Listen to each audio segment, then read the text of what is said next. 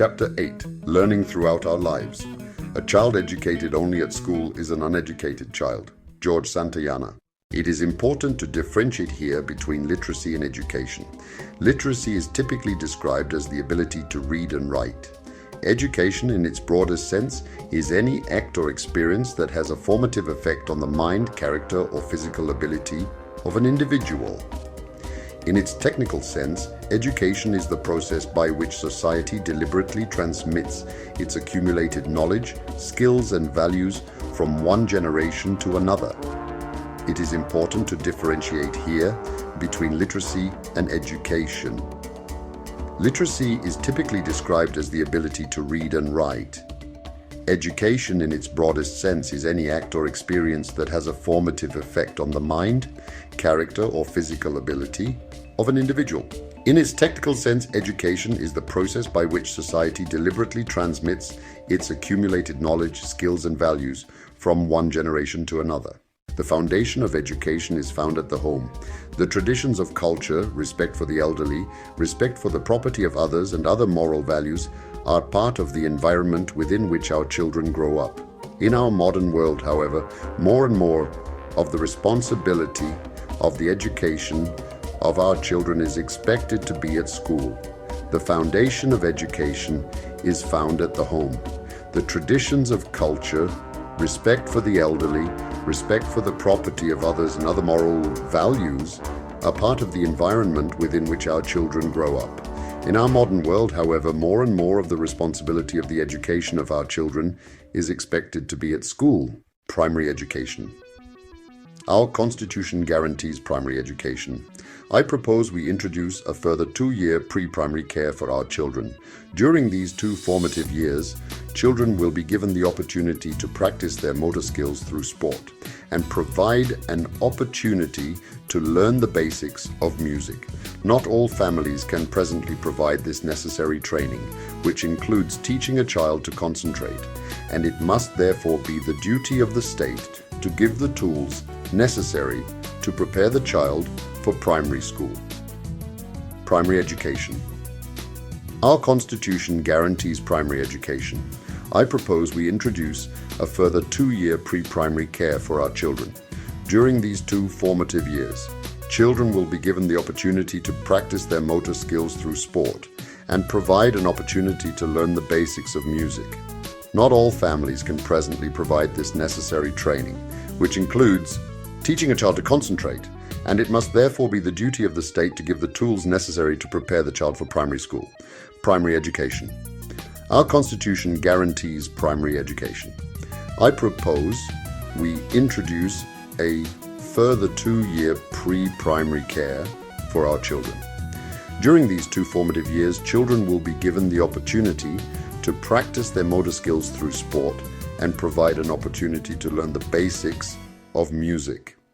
Not all families can presently provide this necessary training, which includes teaching a child to concentrate, and it must therefore be the duty of the state to give the tools necessary to prepare the child for primary school.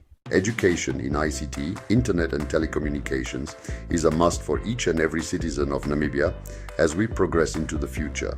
Every child attending school should be IT literate by the end of primary school. All children must have the equivalent of the International Computers Driver's License, ICDL, or Master in Microsoft Office to pass grade 10. The government must put in place an incentive scheme to encourage companies to invest 1% of their turnover on basic computer literacy skills: word processing, spreadsheets, presentations, emails, and internet. A possible tax rebate can be offered if a company can prove computer literacy at all levels, especially of unskilled workers. Retrenchment packages should also include a computer training component. The government must put in place an incentive scheme to encourage companies to invest 1% of their turnover on basic computer literacy skills: word processing, spreadsheets, presentations, emails, and internet. A possible tax rebate can be offered if a company can prove computer literacy at all levels, especially of unskilled workers. Retrenchment packages should also include a computer training component. Influence of teachers. I have been asked on occasion to give an inspirational talk to learners at award functions or graduations. The most memorable and first of these was for me when I was asked to deliver a speech at the academic awards of David Bezuidenhout Secondary School. My wife was also a teacher at the school, and I had finished my schooling there and had encouraged me to accept this honor. The following is the gist of the speech I gave. My mother was music and accounting teacher, and my wife is an accounting and information sciences teacher. Many of the important people in my life were school teachers. One of the most important lessons I learned from a teacher was during my Standard 6 Grade 7 year when I was 14 years old. Mr. McKelvin was my geography teacher. Until today, I can still distinguish the differences in clouds because he made us lay on our back in the middle of the playground and then pointed out the various types. This was his lesson about life. Sometime we find ourselves in a conversation and say something really stupid. Something like, rubber is made from oil rather than from a tree. Now a week or two later, we find ourselves among the same group of people. We remember the mistake we made, so we are too frightened to say anything. So we miss the opportunity to participate because of our previous mistake. Well, you are wrong. The other people also made mistakes, and they are too busy remembering their own mistakes to remember yours. This has made me overcome one of the problems I believe we all have, admitting when we have made mistakes. And more importantly, learning to laugh at ourselves. The next life lesson I remember from a teacher was about asking God for something. I had a successful career, happy family, and most everything money could buy. During this time, I prayed to God to help me establish my own business. But instead of God answering my prayers, I found myself losing some of the wonderful things I had. One of my mentors saw how dejected I was and asked, "What's the matter?" Upon hearing my story, he replied, "Oh, Milton, God is just making space in your hands for the next present. Your hands were just too full. So whenever I face adversity and see my possessions becoming less, I know it is God making more space for that big gift He has prepared for me." In the past, the state relied on the church to provide moral education. This was a duty shared by the parents and church leaders alike. Unfortunately, this is no longer the case. Parents and church leaders do not provide the moral framework within the children that will support the development of a society that puts a high value on behaving in an ethical manner. This must change if we want to fix the mistakes of the past. Therefore, we need to introduce ethics or moral principles as part of the school syllabus from primary school onwards. The purpose is to ensure that we will instill in our youth, the leaders of the future, what is acceptable and unacceptable behavior. For a person to behave ethically, they should know the difference between their rights and knowing what is the right thing to do. Private institutions of learning. Our Constitution states, 4. All persons shall have the right, at their own expense, to establish and to maintain private schools or colleges or other institutions of tertiary education, provided that a. Such schools, colleges, or institutions of tertiary education are registered with a government department in accordance with any law authorizing and regulating such registration. B. The standards maintained by such schools, colleges, or institutions of tertiary education are not inferior to the standards maintained in comparable schools, colleges, or institutions of tertiary education funded by the state. Tertiary education schools are mushrooming all over the country. They provide everything from art classes, computer literacy, and business skills. The problem is the standards are not very good, and most students receive a qualification which is not worth the paper it is printed on. Let us look at a typical example and call it the Tertiary Education Academy. Tertiary Education Academy, TEA. The owner T is a businessman without any qualification in education after all. The academy is a business and was started to make a profit. None of the staff members, including the principal, has any professional training or recognized educational qualification. The lecturers at the academy are also not qualified teachers. TA offers the following courses: typing skills, bookkeeping, computer literacy, Microsoft Office, PC engineering, A+ and N+ software programming. The academy also offers diplomas in tourism, public relations, business, finance, and personnel administration. The Academy is a very profitable business, and the owner is planning on offering further diploma courses. Great. However, most of the students and their parents are not aware that the lecturers are not professionally qualified. Furthermore, imagine the students' dismay when they find out that none of these courses are recognized by the Namibian Qualifications Authority. Even worse, the diploma courses are not worth more than a grade 12 according to the universities. Now, before we start closing all these schools, institutes and academies, let us examine their role in our country. More and more students are completing their schooling and not finding place at the university or polytechnic.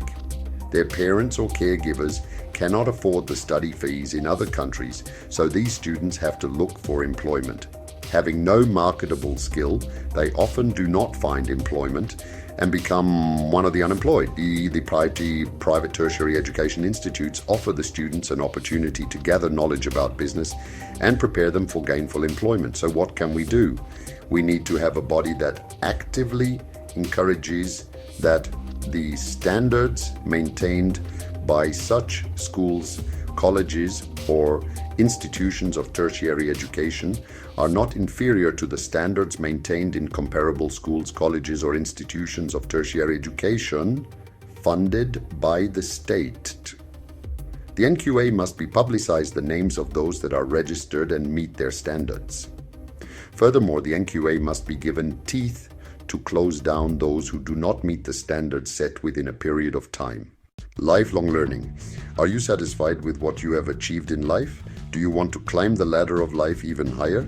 Are you going to sit in an old age home at 60 and watch the world go by? Today, we recognize that finishing school or university is not the end of our learning experience.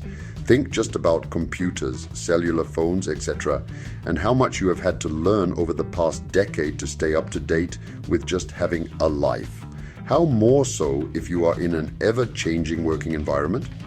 This demands from you an approach where you take charge of your career, rather than the old-fashioned view that a career is what happens to you. Remember also, once you turn 60, it no longer means you have nothing to contribute to your society. Take the challenge every year and choose something new to learn. Here are a few examples. Another language. How many of us will be able to talk with our Chinese counterparts as they ever increasingly extend beyond their boundaries? A musical instrument. Even the drums can be learnt by those, like me, who say they cannot carry a tune. Computer program. Project management is all the rage, and it will take you less than 4 days to master a software package such as MS Project. Maybe you have other interests, maybe even a hobby such as origami or bonsai, just as long as you keep them brain cells working. For interest's sake, just type in lifelong learning in the Google search engine. So remember, even if you do not consider lifelong learning, there are many other, your probable competitors, who do. Have a look at this link for some great ideas. http://www.newhorizons.org. Remember, you are never too old to learn. We must encourage each other once we have grasped the basic points to interconnecting everything else on our own, to use memory to guide our original thinking, and to accept what someone else says as a starting point, a seed to be nourished and grow. For the correct analogy for the mind is not a vessel that needs filling, but wood that needs igniting no more, and then it motivates one towards originality and instills the desire for truth. Suppose someone were to go and ask his neighbors for fire and find a substantial blaze there, and just stay there continually warming himself. That is no different from someone who goes to someone else to get to some of his rationality and fails to realize that he ought to ignite his own flame, his own intellect, but is happy to sit entranced by the lecture, and the words trigger only associative thinking and bring, as it were, only a flush to his cheeks and a glow to his limbs.